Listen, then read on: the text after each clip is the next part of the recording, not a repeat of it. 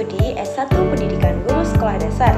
Pada video kali ini saya akan menjelaskan mengenai materi sistem pencernaan manusia guna untuk memenuhi tugas UTS mata kuliah konsep dasar IPA lanjut. Sistem pencernaan manusia.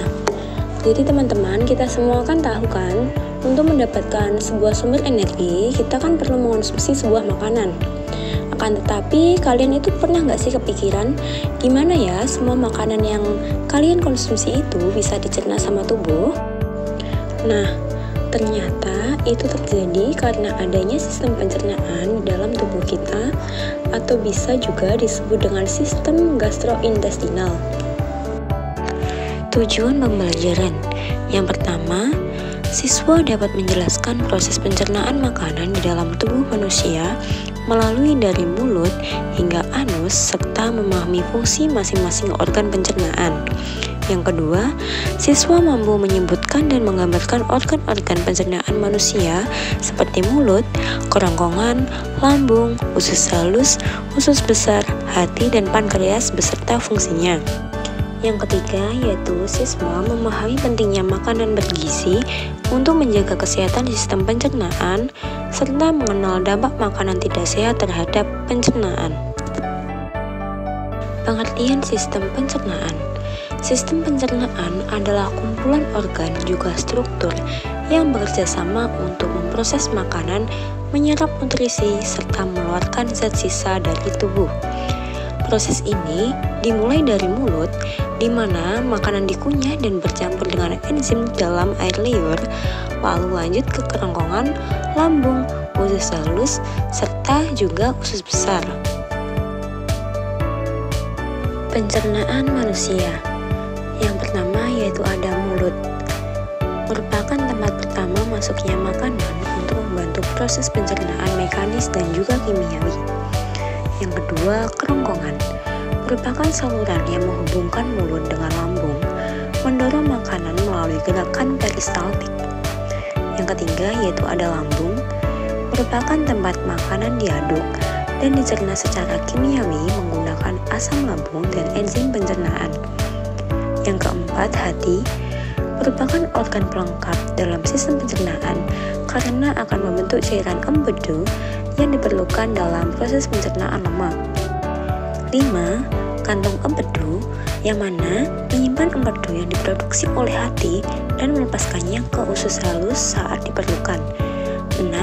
Pankreas menghasilkan enzim pencernaan yaitu amilase, lipase, dan protase, dan hormon insulin untuk mengatur gula darah. Usus halus terdiri dari 3 bagian, yaitu duodenum, jejunum, dan ileum.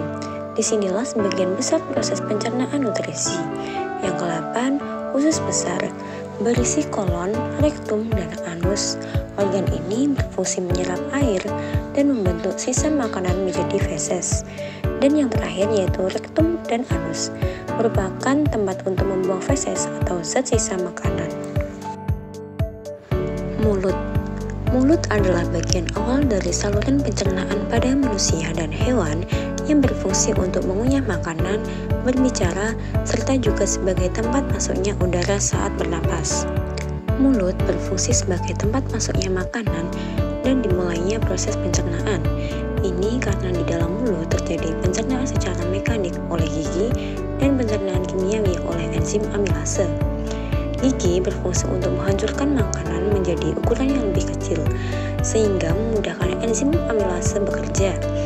Enzim amilase lalu akan menguraikan kandungan pati atau amilum dalam makanan menjadi gula sederhana yang dapat diserap tubuh. Nah, enzim amilase ini diproduksi oleh kelenjar ludah. Selain itu, di mulut juga ada lidah yang akan mengaduk makanan sehingga bisa bercampur dengan enzim amilase. Kerongkongan.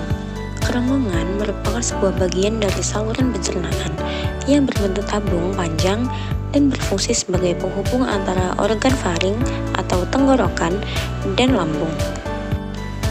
Pada dinding kerongkongan terjadi gerakan peristaltik, yaitu gerakan remas-remas yang mendorong makanan menuju lambung. Lambung. Lambung adalah organ berbentuk kantung yang merupakan bagian dari sistem pencernaan manusia. Lambung berfungsi sebagai tempat mencerna makanan secara mekanik dan juga secara kimiawi. Pencernaan mekanik di lambung terjadi saat makanan dihaluskan kembali oleh otot-otot lambung. Sementara itu, makanan akan mengalami pencernaan kimiawi karena dicerna oleh enzim dalam getah lambung. Nah, getah lambung terdiri dari 1. Pepsin, merupakan enzim yang fungsinya memecah protein menjadi asam amino. Yang kedua yaitu renin, merupakan enzim yang fungsinya mengubah protein menjadi kasein. Yang ketiga yaitu ada asam klorida atau HCl, merupakan asam yang berfungsi untuk membunuh kuman dan bakteri pada makanan dan mengaktifkan pepsinogen menjadi pepsin. Hati, kantung empedu, dan pankreas. Hati adalah organ pelengkap dalam sistem pencernaan karena akan membentuk cairan empedu yang diperlukan dalam proses pencernaan lemak. Cairan empedu ini berwarna kuning kehijauan yang mengandung garam, kolesterol, dan lecitin. Cairan empedu tersebut lalu akan ditampung di kantung empedu sebelum digunakan di usus halus. Jadi, kantung empedu fungsinya menyalurkan empedu ke usus halus. Sedangkan pankreas berfungsi untuk memproduksi enzim pencernaan untuk mencerna karbohidrat, protein, dan lemak di usus halus. Selain itu, pankreas juga menghasilkan senyawa bikarbonat yang akan menetralkan makanan dari lambung yang sifatnya asam sehingga tidak melukai dinding usus halus. Usus halus. Usus halus merupakan bagian dari sistem pencernaan manusia yang berupa saluran panjang berbentuk tabung yang terletak di antara lambung dan usus besar. Usus ini berfungsi mencerna makanan. Usus halus dapat dibedakan menjadi 3 bagian, yaitu ada duodenum, jejunum, dan ileum. Duodenum atau usus 12 jari berfungsi sebagai tempat pencernaan makanan secara kimiawi. Sedangkan jejunum dan ileum berfungsi menyerap sebagian besar nutrisi dari makanan yang sudah dicerna. Usus besar. Usus besar merupakan organ pencernaan yang terhubung dengan usus halus. Sisa makanan yang tidak bisa dicerna dan diserap tubuh lalu akan diteruskan ke usus besar. Ini karena usus besar berfungsi untuk membusukkan sisa makanan tadi dan mengubahnya menjadi feses dengan dibantu oleh bakteri Escherichia coli. Nah, di usus besar ini terdapat beberapa bagian, yaitu ada kolon dan rektum. Kolon merupakan tempat pemadatan feses atau penyerapan kembali air dari zat sisa makanan, sedangkan rektum merupakan tempat penyimpanan feses sementara waktu. Rektum dan anus. Sebelum feses dikeluarkan dari tubuh melalui anus, feses akan disimpan terlebih dahulu di dalam rektum. Di rektum ini, sensor akan mengirimkan sinyal ke otak untuk memutuskan apakah feses perlu dikeluarkan atau tidak. Jika feses perlu dikeluarkan, anus akan berfungsi sebagai tempat untuk membuang feses atau zat sisa makanan tersebut. Kemudian, otot anus berfungsi menahan dan menjaga feses agar tidak keluar dari rektum sebelum saatnya. Proses pencernaan mekanik. Pencernaan mekanik merupakan proses mengubah makanan dari bentuk besar menjadi lebih kecil secara fisik tanpa mengubah zat kimianya. Tujuannya agar makanan lebih mudah dicerna oleh enzim dan diserap oleh tubuh. Proses ini dilakukan dengan gerakan otot dan organ pencernaan, bukan oleh enzim. Tahap-tahapnya yang pertama yaitu dimulai dari mulut.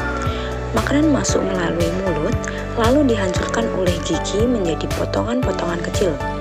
Di dalam mulut juga terdapat air liur atau saliva yang membantu melunakkan makanan. Walau disebut pencernaan mekanik, di mulut juga mulai terjadi pencernaan kimiawi awal oleh enzim amilase atau petialin. Hasilnya, makanan menjadi pulus atau gumpalan makanan lembut yang siap ditelan. Tahap yang kedua yaitu ada kerongkongan. Setelah ditelan, makanan masuk ke kerongkongan. Di sini terjadi gerakan peristaltik, yaitu gerakan otot yang berkontraksi secara bergantian untuk mendorong makanan ke arah lambung. Gerakan ini penting agar makanan bisa bergerak walaupun kita dalam posisi berdiri atau berbaring. Tahap yang keempat yaitu usus halus. Makanan yang sudah jadi kimus kemudian masuk ke usus halus. Di sini proses penyerapan nutrisi dimulai. Zat-zat makanan yang sudah dipecah akan diserap oleh jonjot-jonjot usus atau villi dan disalurkan ke seluruh tubuh melalui darah. Yang kelima ada usus besar. Sisa makanan yang tidak bisa dicerna, misalnya serat, diteruskan ke usus besar. Di sini tidak ada proses pencernaan utama, tapi air diserap kembali dan bakteri seperti Escherichia coli membantu membusukkan sisa makanan dan membentuk feses. Dan yang terakhir yaitu ada rektum dan anus. Rektum berfungsi menyimpan feses sementara waktu, sedangkan anus adalah tempat keluarnya feses dari tubuh manusia melalui proses defekasi atau buang air besar. Kesimpulannya, pencernaan mekanik dilakukan oleh gigi, lidah, otot lambung, dan gerakan peristaltik yang semuanya bekerja sama untuk menghancurkan makanan secara fisik. Proses pencernaan kimiawi. Pencernaan kimiawi adalah proses pemecahan zat makanan menjadi bentuk yang lebih sederhana dengan bantuan enzim dan cairan pencernaan.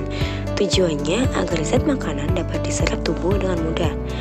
Tahap-tahap dari pencernaan kimiawi yaitu yang pertama, mulut. Air liur mengandung enzim betialin atau amilase. Enzim ini berfungsi menguraikan amilum atau zat tepung atau karbohidrat kompleks menjadi maltosa atau gula sederhana. Jadi, di mulut terjadi pencernaan kimiawi terhadap karbohidrat. Tahap 2 yaitu lambung. Di dalam lambung, cairan mengandung asam klorida atau HCl dan enzim pepsin. Asam klorida membunuh kuman dalam makanan dan mengaktifkan pepsin. Pepsin berfungsi memecahkan protein menjadi pepton, yaitu bentuk protein yang lebih sederhana.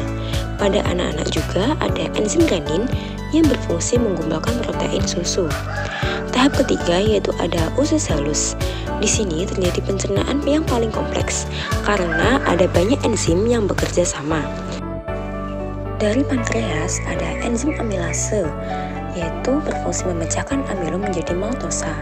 Lalu ada enzim tripsin, berfungsi memecahkan pepton menjadi asam amino.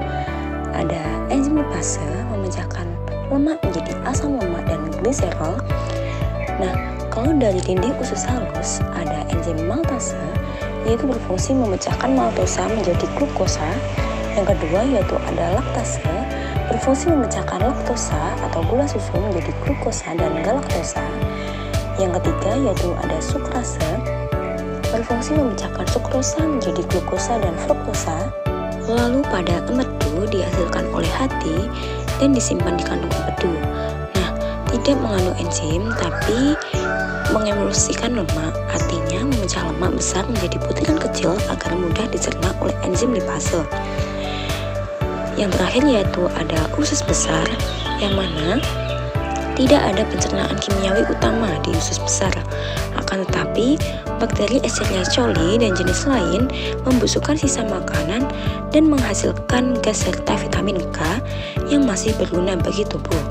Jadi, pencernaan kimiawi dilakukan oleh enzim dan cairan pencernaan di mulut, lambung, dan usus halus. Proses ini mengubah karbohidrat, protein, dan lemak menjadi bentuk paling sederhana atau glukosa, asam amino, dan asam lemak yang bisa diserap oleh tubuh. Penyakit sistem pencernaan. Yang pertama yaitu ada sariawan. Nah, penyakit ini disebabkan oleh luka tergigit atau kekurangan vitamin C. Yang kedua yaitu ada konstipasi atau sembelit. Penyakit ini merupakan kesukaran dalam proses defekasi atau buang air besar. Yang ketiga yaitu ada diare, merupakan feses yang sangat cair akibat peristaltik terlalu cepat. 4. Appendicitis merupakan radang usus buntu. Yang kelima yaitu ada peritonitis, merupakan infeksi pada rongga perut. Dan yang terakhir yaitu ada sirosis hati, merupakan radang pada hati. Selanjutnya berikut merupakan cara menjaga sistem pencernaan. Yang pertama yaitu makan makanan yang bergizi, kaya akan serat, vitamin, dan mineral. Yang kedua yaitu minum air putih yang cukup. Yang ketiga, olahraga secara teratur. Dan yang keempat yaitu hindari makanan yang tidak sehat seperti junk food. Kesimpulannya, Sistem pencernaan manusia merupakan rangkaian organ yang bekerja secara terkoordinasi untuk mencerna makanan, menyerap nutrisi, dan membuang sisa zat yang tidak diperlukan oleh tubuh. Proses ini dimulai dari mulut, dilanjutkan ke kerongkongan, lambung, usus halus, usus besar, hingga anus dengan bantuan enzim dan cairan pencernaan. Mungkin cukup sekian materi yang telah saya sampaikan. Kurang lebihnya mohon maaf. Wassalamualaikum warahmatullahi wabarakatuh.